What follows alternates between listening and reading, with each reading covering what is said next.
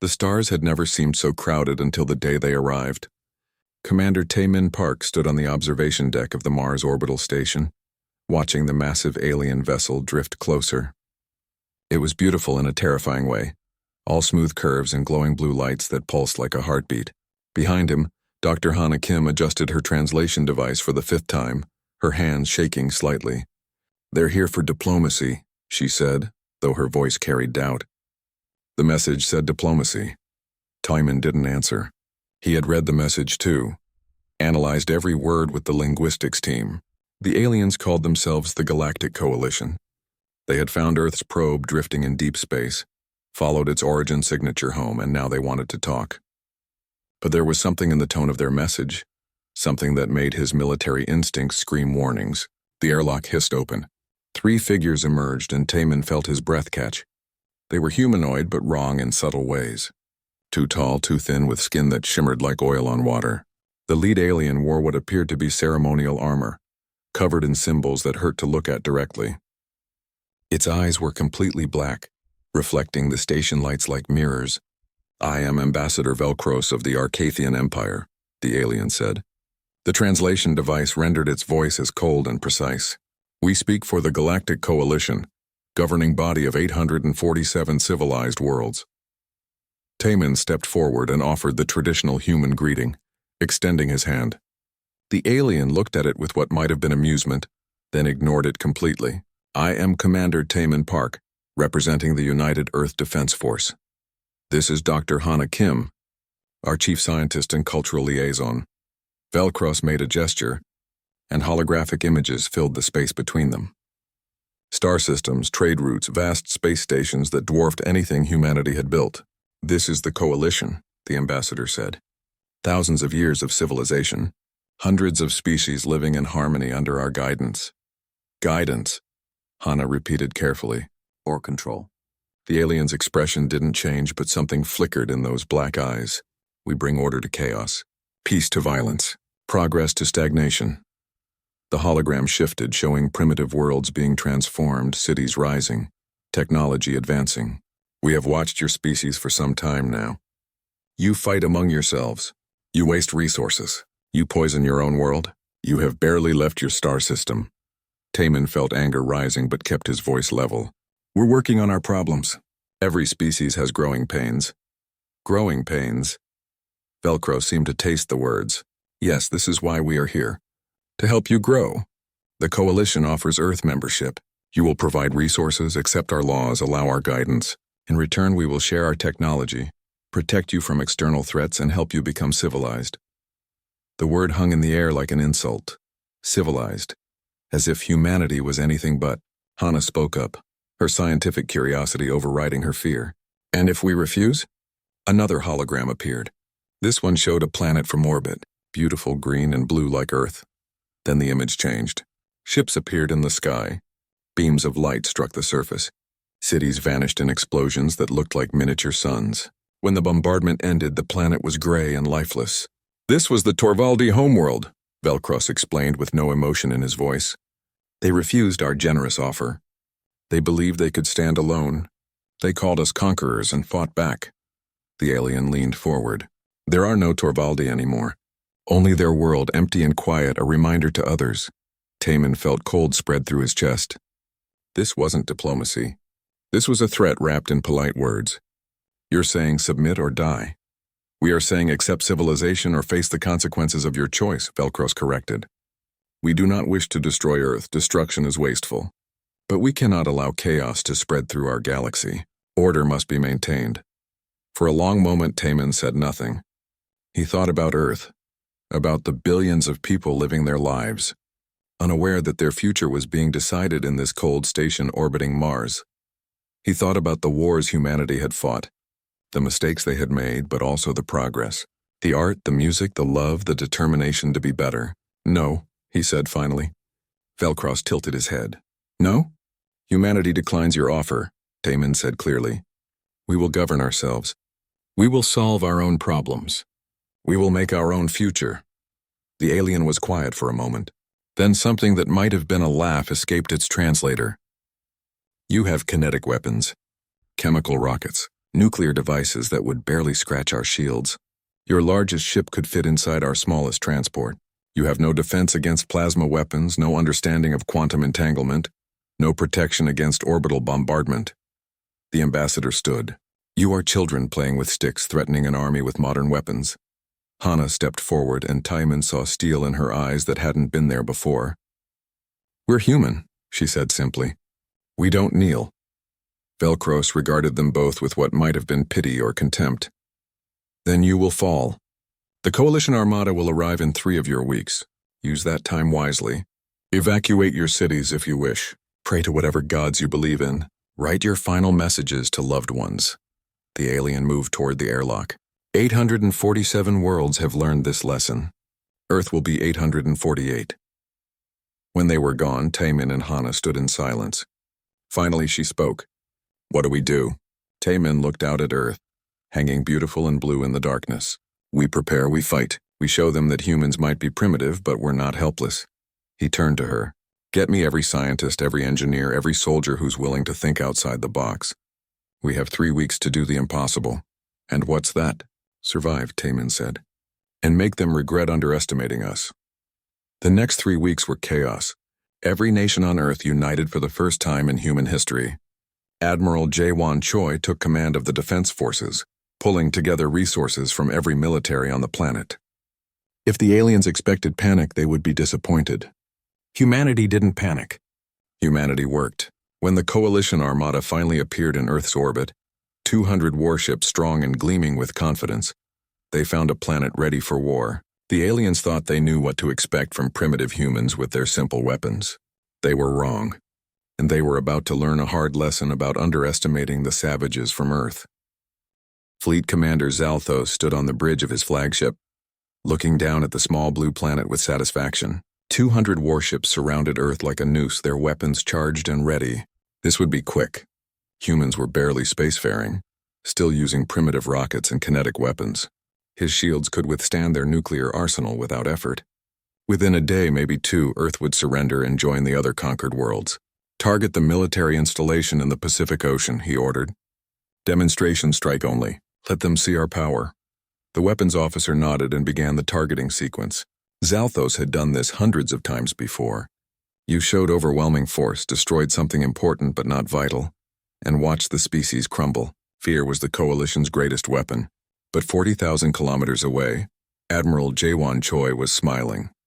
They took the bait, he said quietly, watching the alien fleet position itself exactly where his analyst had predicted. All ships execute Dragon Strike. From hidden positions across Earth's surface, from the moon's dark side, from carefully concealed platforms in the asteroid belt, thousands of projectiles launched simultaneously. They were simple things, really. Tungsten rods, each weighing several tons, accelerated to impossible speeds by electromagnetic rails. No exotic technology, no plasma or lasers, just metal and physics and human engineering. The aliens' shields flickered to life, designed to deflect energy weapons. The first rod punched through like the shield wasn't there. Then another. Then 100 more. Metal traveling at 3% of light speed didn't care about energy shields. It simply hit, and when it hit, ships died. Zalthos watched in horror as 12 of his vessels exploded in rapid succession. Evasive maneuvers. Return fire! But the attack came from everywhere at once. The humans had turned their entire planet into a weapon. Plasma beams lanced down toward Earth, only to find the targets were decoys, empty structures designed to draw fire while the real installations remained hidden.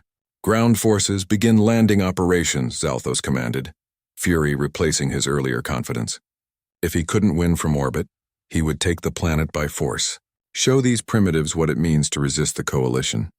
The invasion began in 4 locations simultaneously: South Korea, Brazil, Australia, and Canada. Coalition soldiers descended in dropships expecting to face frightened civilians and disorganized military forces.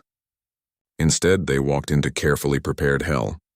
Captain Hyunwoo Lee watched the alien dropships land in the valley below his position. He was hidden in the mountains outside Seoul, along with 200 soldiers and every citizen who knew how to hold a weapon. The aliens emerged in formation, their armor gleaming, weapons scanning for threats. Wait, Hyunwoo whispered into his radio. Let them come deeper. The alien column advanced into the valley, confident in their superiority. Their sensors showed no enemies nearby, no electronic signatures, no heat sources that might indicate an ambush. What their sensors couldn't detect were the simple explosive devices buried under the road, the snipers hidden in natural caves, or the determination of people fighting for their homes. Now, Hyunwoo said. The valley erupted. Explosions tore through the alien formation. Rocks fell from above, triggered by remote detonators. Sniper fire picked off officers, identified by their different armor. The aliens returned fire with their plasma weapons, but they couldn't see their enemies. Hyunwoo's people fought from cover, took their shots and retreated through tunnels and paths the aliens couldn't follow with their bulky armor. In 3 hours of fighting, the aliens advanced 2 kilometers and lost 60 soldiers. They had never encountered warfare like this. On other worlds, armies met in open battle. Here, the enemy was everywhere and nowhere, striking from shadows and vanishing before retaliation. Dr. Sujin Kang worked in an underground laboratory, examining pieces of alien armor recovered from the battlefield. She was a materials scientist, and what she found made her smile for the first time in days. The armor was impressive, designed to disperse heat and deflect energy weapons, but it had a weakness. It's optimized for the wrong threats, she explained to the military officers surrounding her display. They've never fought anyone who still uses ballistic weapons. Look here, she pointed to a penetration point. Standard armor-piercing round went through like paper. And in close combat? She held up a knife that had been driven into an alien soldier's armor. Their protection is actually worse than our modern body armor against blades. The information spread through resistance networks within hours. Suddenly, human forces knew how to fight. Rifles that had seemed obsolete became deadly tools. Close combat units trained with blades and hand-to-hand techniques found they could defeat alien soldiers in confined spaces. Private Min Ayun had been a soldier for only 8 months when the invasion began. Now she crouched in the ruins of what had been a shopping center in Busan, surrounded by the bodies of her squad. 30 soldiers had held this position. She was the only one left alive, but she was still fighting. The aliens came in waves, expecting the position to fall. Mina fired in controlled bursts, conserving ammunition, targeting weak points in their armor that Dr. Kang's research had identified. When they got close, she used grenades, forcing them back. Her leg was broken, her left arm useless from a plasma burn, but she kept firing. 6 hours she held that position. 6 hours alone against an entire alien platoon. When human reinforcements finally arrived, they found her unconscious from blood loss, slumped against a wall, her rifle empty but still pointed at the approach. Around her were 23 dead aliens. The video spread across the resistance network. Citizens who had been afraid found courage. Soldiers who had thought the fight hopeless renewed their determination. If one injured private could hold against a platoon, what could humanity accomplish together? Fleet Commander Zalthos reviewed the reports with growing disbelief. His ground forces were bogged down in every location. The humans used tactics he had never encountered, turned their own cities into death traps, and refused to surrender even when surrounded. Casualties were mounting, and not just from enemy fire. Human fighters would pretend to retreat, leading his soldiers into ambushes. They would booby-trap their own dead. They would sacrifice themselves to take out single alien soldiers. They fight like animals, his second-in-command reported. No honor, no proper battle formations. They hide and strike from shadows. They use poison gas, biological weapons, burning liquids. They're savages. Then we will fight like savages too, Zalthos decided. Target civilian populations. If they won't surrender, we'll give them a reason to. But that order, transmitted through coalition communication networks, was intercepted by human intelligence. They had been working around the clock to crack alien codes, and that single message gave them a gift. Now Earth knew the aliens' next targets. When coalition bombers approached Tokyo, they found the civilian population had been evacuated and anti-aircraft batteries waiting. When plasma strikes targeted refugee columns in Europe, they hit decoy convoys while the real civilians traveled different routes. The aliens had thought this would be like their other conquests. Show up, demonstrate power, accept surrender, and integrate another world into the coalition. They had never faced a species that fought harder after each loss. They had never encountered an enemy that adapted faster than they could respond. On Earth, in thousands of hidden bases and shelters, humanity prepared for the long fight. Scientists worked to understand alien technology. Engineers modified human weapons to exploit coalition weaknesses. Soldiers trained in new tactics specifically designed to counter advanced armor and weapons. And in orbit, Admiral Jae-won Choi planned his next move. The defensive battle was going well, but defense alone wouldn't win the war. He looked at the recovered alien ships, damaged but repairable, filled with technology Earth had never seen. "Time to take the fight to them," he said to his staff. "They came here thinking we were helpless primitives. Let's show them what humans can do when we're angry." The invasion was 1 week old, and already the coalition was learning a terrible truth. Humanity might be primitive by their standards, but humans had something the coalition had forgotten over thousands of years of easy conquests. Humans knew how to fight when everything was on the line, and they would never, ever give up. The alien cruiser had crashed into the Arctic ice 3 days after the battle above Earth's orbit. It lay half buried in the frozen wasteland, its hull cracked open like an egg, systems still sparking with strange energy. Engineer Bo-Ram Shin stood at the entrance to the wreckage, her breath forming clouds in the freezing air, and felt her heart race with excitement and fear. "This is incredible," she whispered, stepping carefully over twisted metal. Her team followed, scanning equipment ready. Protective gear barely adequate for the strange radiation leaking from the ship's core. "Everything we need to understand their technology is right here." Inside the cruiser, they found wonders. Power systems that generated energy from quantum fluctuations. Weapons that could reshape matter at the molecular level. Navigation computers containing maps of thousands of star systems. And most importantly, blueprints and manufacturing specifications for everything the coalition used. Bo-Ram worked 20-hour days, sleeping in a heated tent near the crash site, barely eating. Other scientists joined her from every nation on Earth. They argued, theorized, tested, and slowly began to understand. The alien technology wasn't magic. It was advanced, yes, but based on the same physical laws that governed human science. And if they could understand it, they could copy it, improve it even. "Look at this," she told Admiral Jae-won Choi during his inspection visit. She pointed to the power core schematics on her display. "Their energy generation is incredible, but the distribution system is inefficient. They've been using the same basic design for thousands of years, never innovating because it was good enough." She smiled. "We can make it better." 6 months after the invasion began, the first human ship equipped with hybrid technology launched from Earth. It was the destroyer Incheon, its hull still painted with scorch marks from previous battles, but now humming with alien power cores and equipped with weapons that matched coalition standards. Captain Dong-ha Song stood on the bridge looking at his crew with pride. "They think we're stuck on Earth," he said. "Time to surprise them." The Incheon's target was a coalition supply depot on Europa, Jupiter's moon. The aliens used it to refuel and rearm their ships, thinking it was safely behind their lines. They were wrong. The Incheon jumped into the system using captured navigation technology, its approach masked by electronic warfare systems that human engineers had designed specifically to fool coalition sensors. The attack lasted 12 minutes.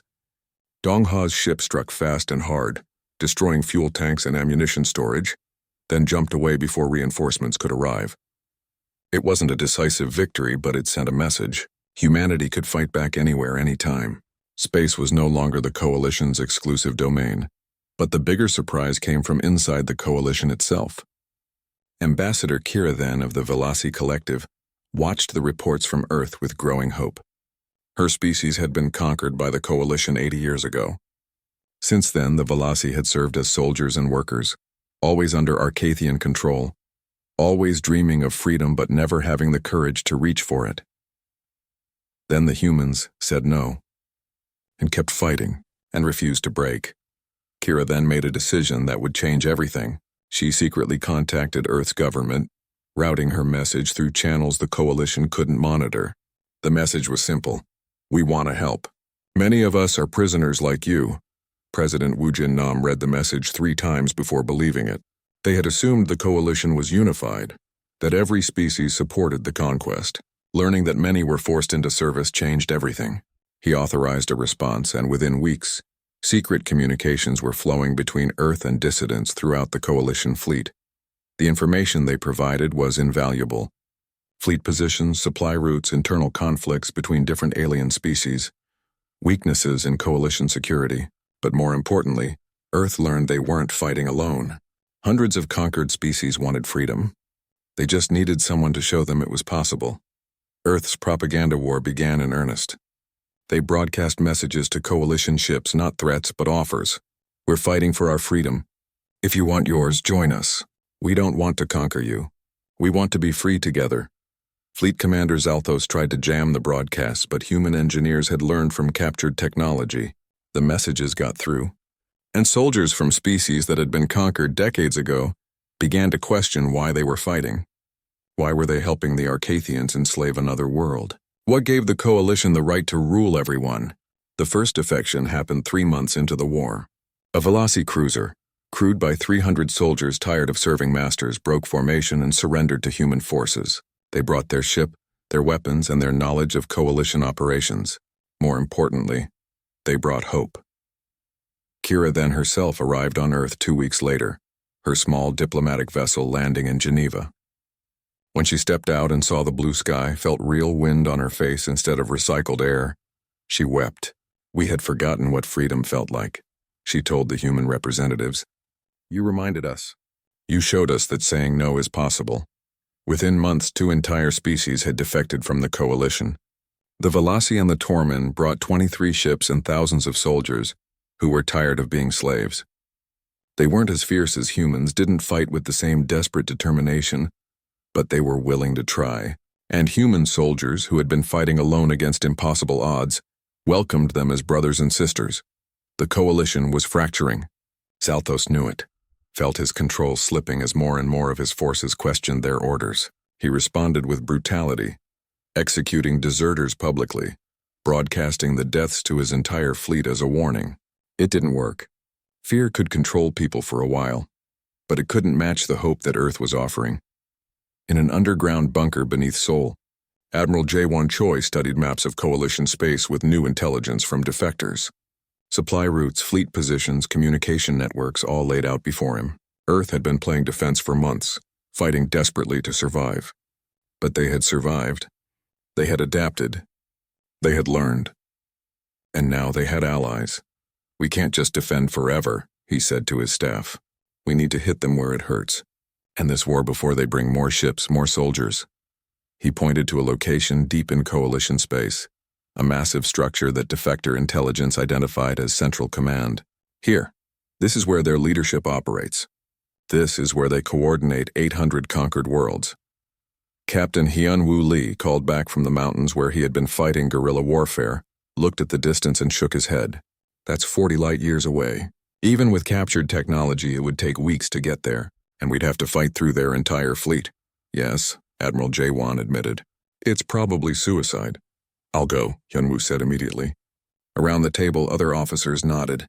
They had all lost friends, family, seen their world burn. If there was a chance to end this war, they would take it. Planning began for Operation Prometheus. It was named after the ancient Greek myth of the Titan, who stole fire from the gods. Earth would steal victory from the coalition or die trying. They would need their best ships, their best soldiers, and a lot of luck. Most importantly, they would need the determination that had kept humanity fighting when any reasonable species would have surrendered. Commander Tae-min Park volunteered to lead the mission. He had been there at the beginning, when Ambassador Velcros had demanded Earth's surrender. He wanted to be there at the end. Dr. Hana Kim insisted on coming too. Her scientific expertise needed to operate captured technology. Together with Admiral Jaewon's blessing, they began assembling a task force. 30 ships, half human and half defector, 3,000 soldiers who knew they might never come home, and one goal, strike at the heart of the coalition and show the galaxy that humanity would not be enslaved. That freedom was worth any price. As the task force prepared to leave Earth's orbit, people across the planet watched and prayed. They had come so far from that day when the aliens first arrived and called them primitive. They had proven themselves in battle. Now they would prove something even more important, that humans didn't just fight for survival, they fought for something bigger. They fought for everyone's freedom. The ships jumped into hyperspace, leaving Earth behind. The final battle was coming. The journey through coalition space was unlike anything humanity had ever attempted. Commander Tae-min Park stood on the bridge of his flagship, watching stars streak past as they jumped from system to system, always moving, never staying long enough for enemy forces to catch them. 30 ships, half of them crewed by aliens who had chosen freedom over servitude, racing toward the heart of an empire that had ruled the galaxy for thousands of years. Another supply convoy ahead, reported Lieutenant Xiaoa Zheng from the tactical station. She was young, barely 25, but her mind worked 3 steps ahead of everyone else. 3 freighters, light escort. We could hit them and be gone in 5 minutes. Taman nodded. They had been doing this for weeks now, striking supply lines throughout Coalition territory. Not major battles, just quick raids that disrupted operations and forced the enemy to spread their forces thin. It was guerrilla warfare on an interstellar scale, and the Coalition didn't know how to respond. "Do it," he ordered. Quick and clean. The attack went perfectly. Missiles took out the escort ships before they could sound an alarm. Boarding parties secured the freighters, downloaded their navigation data, and planted explosives. By the time Coalition forces arrived, the human task force was 3 star systems away, and the freighters were expanding clouds of debris. But each attack brought them closer to their real target. Deep in Coalition space, protected by layers of defensive fleets and early warning systems, sat Command Station Omega. It was a massive structure built over centuries, home to 20,000 Coalition officials and military leaders. Supreme Archangel Vados ruled from there, coordinating the conquest and control of nearly 1,000 worlds. If they could take it out, the entire Coalition command structure would collapse. "The problem is getting there," Seowa explained during the planning meeting. She brought up a holographic display showing the station and its defenses. 6 fleet groups patrol the approaches. Thousands of automated defense platforms. Their sensors will detect us long before we get in weapons range. She looked around the table at the assembled officers. "We can't fight through that. We don't have enough ships." Captain Hyunwoo Lee, who had left his mountain guerrilla war to join the mission, studied the display. "We don't need to fight through. We need them to let us through." Dr. Hana Kim raised an eyebrow. "Explain." "The Coalition's biggest weakness is their size," Hyunwoo said. "They're spread across hundreds of systems, thousands of ships, dozens of species. Their communication networks are massive and complicated. What if we use that against them?" Seowa caught on immediately. "False orders. We make them think their own leadership is calling them away from the station. Can we do that?" Taman asked. "Break their encryption, fake their communication protocols?" Hana smiled. It was not a nice smile. "We've been studying their systems for months. We have defector codes and access protocols. Yes, we can do it. But it has to be perfect. One mistake and they'll know it's fake." They spent 3 days preparing. Captured Coalition communication equipment was modified and tested. Defector officers provided authentication codes and command procedures. SEOA worked out the exact timing, coordinating fake emergency calls from multiple systems to pull defensive fleets away from the station. It was complex, delicate, and if anything went wrong, they would all die. "This is insane," Captain Dong Ha-song said, though he was grinning. "I love it." The operation began on a Tuesday, though time was meaningless in deep space. Human ships broadcasting false identification codes jumped into systems across Coalition space. They attacked minor targets, civilian installations that would cause alarm but no real damage. The goal wasn't destruction. It was distraction. At the same time, false orders flooded Coalition communication networks. Fleet groups protecting the command station received emergency calls to respond to attacks, to pursue raiders, to reinforce positions that were supposedly under threat. The orders came with proper authentication, proper command codes, everything that would make them seem legitimate. And because the Coalition had conquered so many worlds so easily, because they had never faced a truly clever enemy, they believed the orders. Fleet groups pulled away from the command station to respond to emergencies that didn't exist. Defense platforms went into standby mode to conserve power during what appeared to be a fleet redeployment. For 6 hours, the most heavily defended installation in Coalition space was vulnerable. "Now," Taman commanded. The human task force jumped in at the edge of the system and accelerated toward the station at maximum speed. Alarms blared as Coalition sensors detected them, but it was too late. By the time defensive systems activated, the human ships were already in weapons range. The battle was chaos. Plasma fire and missiles filled space. Human ships used every trick they had learned in months of warfare, targeting weak points in Coalition defenses, exploiting gaps in their shield coverage, Defector ships fought alongside humans, and for the first time, Coalition forces faced their own technology used against them. Breakthrough on the eastern docking port, Seoa reported. We can get boarding parties through. Taemin stood. I'm leading the boarding action. Hyunwoo, you're with me. Hana, you have the bridge. Absolutely not, Hana said immediately. You're the mission commander. You should stay here. They called us savages, Taemin replied, checking his weapon. I want to look their supreme leader in the eye when we prove them wrong. Besides, we need someone who knows diplomacy. This doesn't end with killing everyone on that station. It ends with making them surrender. The boarding pods launched, carrying 500 soldiers toward the command station. They breached the hull and fought their way inside, corridor by corridor, room by room. Coalition guards fought back with plasma rifles and advanced armor, but they had never faced human soldiers in close combat. In the narrow corridors where their superior technology couldn't compensate for human aggression and determination, they fell back. Taemin led from the front, his weapon firing in controlled bursts, his training from years in the defense force guiding every move. Beside him, Hyunwoo fought with the brutal efficiency he had learned in mountain warfare, using every trick to gain advantage. Around them, human and defector soldiers pushed forward, taking casualties but never stopping. They reached the command center after 2 hours of fighting. The doors were massive, reinforced, designed to withstand ship weapons. But human engineers had studied Coalition technology. They knew the weak points. Explosives placed at precise locations blew the doors off their hinges. Inside, Supreme Archon Zelvato stood surrounded by guards. He was tall, imposing, his armor decorated with symbols of conquered worlds. He looked at the humans with something between anger and disbelief. You should have surrendered, he said. This is futile. Even if you kill me, the Coalition will continue. You cannot fight forever. Taemin lowered his weapon slightly, though he kept it ready. You're right. We can't fight forever, but we don't have to. Your Coalition is falling apart. Species you conquered are defecting. Your fleets are scattered. Your supply lines are broken. He stepped forward. We didn't come here to kill you. We came here to offer you the same choice you gave us. Surrender or face the consequences. Zelvatos laughed, a harsh sound. You think we will surrender to primitives? You keep using that word, Hyunwoo said. Primitive. Like it means weak. But we're here in your command station, with your guards dead at our feet. Maybe you should reconsider what primitive means.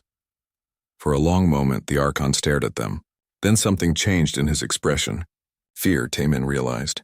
For the first time in thousands of years of easy conquest, a Coalition leader was afraid. You'll kill me anyway, Zelvato said. No, Taemin replied. We'll put you on trial. Let your victims decide your punishment. That's what civilized species do. He gestured to the communications console. Order your forces to stand down. End this war, or we'll broadcast from this station that your leadership is defeated, and the Coalition will tear itself apart in civil war. The choice was clear. Die fighting or surrender and face justice. Zelvatos looked at his guards, at the human soldiers surrounding him, at the burning ships visible through the command center windows. Finally, he reached for the communications console. All Coalition forces, he said, his voice heavy with defeat. This is Supreme Archon Zelvatos. Cease all military operations. The war with Earth is over. We have surrendered. Across Coalition space, ships stopped fighting. Soldiers lowered their weapons. And on Earth, billions of people watched the transmission and wept with relief. They had won. Against impossible odds, against superior technology and numbers, humanity had won. But as Taemin secured the command station and prepared for the aftermath, he knew the real work was just beginning. Winning the war was one thing. Building a lasting peace would be much harder. 10 years after the war ended, Ambassador Hana Kim stood before the largest gathering of species the galaxy had ever seen. The assembly hall floated in neutral space, a massive station built cooperatively by 300 formerly conquered worlds. Representatives from every free species sat in the curved rows of seats, waiting to hear the humans speak. It was the first official meeting of the Galactic Assembly of Free Worlds, and Hana felt the weight of history on her shoulders. She looked out at the alien faces, some humanoid, others so different from Earth life that human scientists were still studying their biology. Some had been free for 10 years, others for only months. All of them had one thing in common. They had lived under Coalition rule and now tasted freedom. 10 years ago, Hana began, her voice transmitted through translators into hundreds of languages. Humanity said no, not because we were brave, not because we were strong. We said no because we couldn't imagine living any other way. She paused, letting the words sink in. The coalition called us savages for fighting back. They were right in a way. We fought savagely. We died savagely. We refused to surrender savagely. A ripple of sound moved through the assembly. Some species had been terrified of humans at first, seeing them as violent and unpredictable. It had taken years to build trust. But we learned something during the war, Hana continued. Being savage isn't about how fiercely you fight. Real savagery is taking freedom from others. Real savagery is conquering worlds because you can. Real savagery is making others kneel. She looked directly at the section where former coalition members sat, species that had served their masters for generations. We were never the savages. They were. The assembly hall erupted in sound as species clicked, chirped, hummed, and spoke their agreement. Hana waited for silence before continuing. Today we gather not as conquerors and conquered, but as equals. Not as masters and servants, but as partners.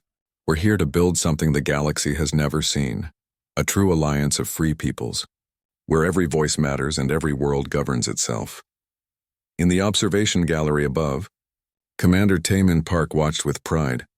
He was older now, gray showing in his hair, scars from the war marking his body. After the fighting ended, he had retired from military service to help build the new galactic order. It was harder work than war in some ways. Fighting was simple, point at the enemy and shoot. Building peace required patience, compromise, and endless discussions, but it was working. Slowly, imperfectly, but working. On Earth, Dr. Sujin Kang ran the Department of Interspecies Technology Exchange. Her laboratories filled 3 buildings in what had been a military base during the war. Now it was a place of learning, where scientists from hundreds of worlds worked together to advance knowledge for everyone's benefit. We're sharing everything, she explained to a group of visiting Velasi students. Humans learned during the war that hoarding knowledge makes you weak, not strong. The coalition kept their best technology secret, even from their allies. We do the opposite. When everyone has access to the best tools and information, everyone advances faster. The students looked at schematics for advanced power systems, medical technology, agricultural improvements, all freely available to any world that wanted them. It was a radical concept for species that had spent centuries being exploited. But what if someone uses this knowledge to hurt others? One student asked. Sujin smiled. Then the rest of us stopped them. Together. That's what alliances are for. In a training facility on Mars, Captain Hyunwoo Lee taught defensive warfare to soldiers from newly freed worlds. They came from planets that had never known anything but peace before the coalition conquered them, species that had forgotten how to fight or had never learned. Fighting isn't about being the strongest or having the best weapons, Hyunwoo told his latest class, a group of Tormund soldiers who towered over the small human. It's about determination. It's about refusing to give up. Earth was outmatched in every way, but we won because we cared more. You need to care enough about your freedom to defend it. He showed them guerrilla tactics, defensive strategies, ways to use terrain and creativity to overcome superior forces. Not because he wanted them to be warriors, but because freedom had to be protected. The galaxy was a dangerous place, and there would always be someone who wanted to rule others. Earth itself had recovered from the invasion. Cities were rebuilt better than before. The bombardment sites had become parks and memorials, places where people remembered the price of freedom. The war had cost millions of lives, left scars that would take generations to fully heal, but humanity had survived. More than survived. They had grown. President Wu Jin Nam, now serving his 2nd term, often reflected on how much had changed.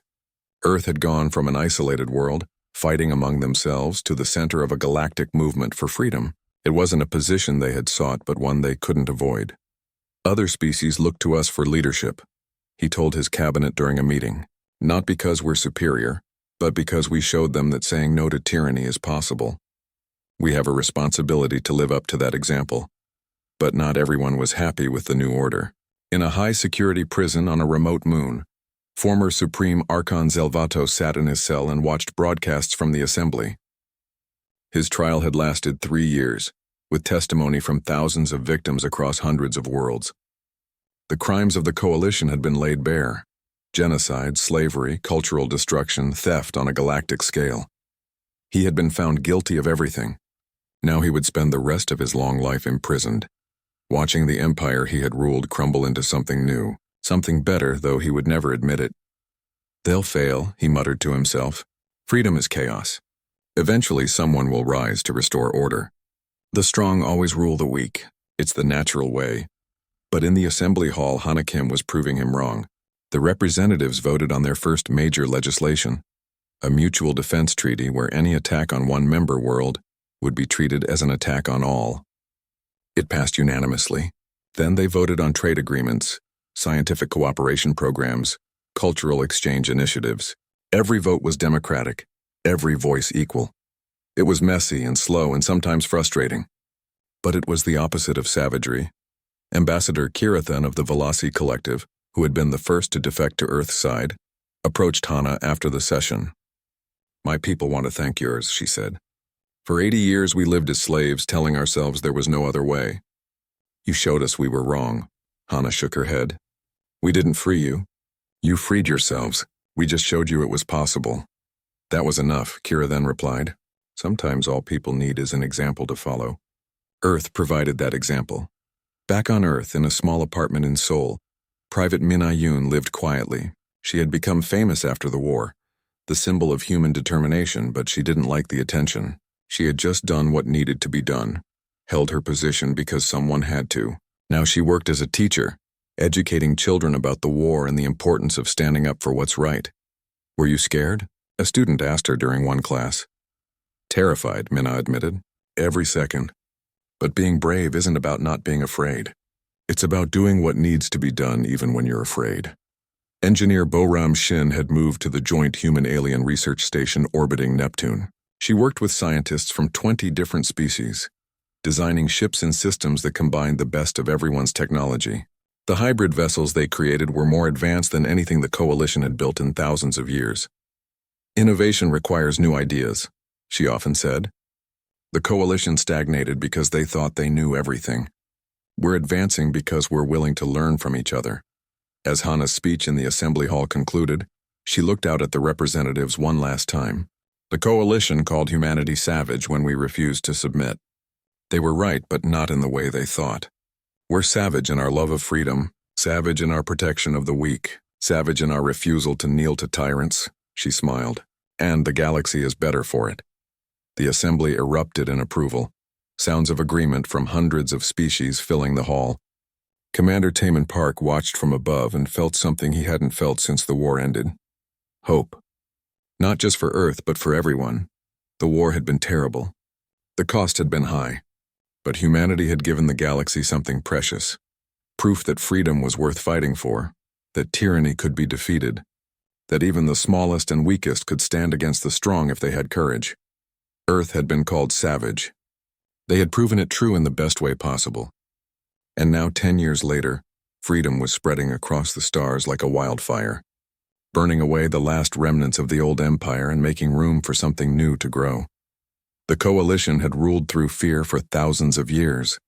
The Alliance would endure through hope, and that made all the difference. As the assembly session ended and representatives from 300 worlds began planning their shared future, one truth was clear. Humanity had changed the galaxy forever. Not through conquest or force, but by showing that dignity, freedom, and cooperation were not weaknesses. They were the greatest strengths of all.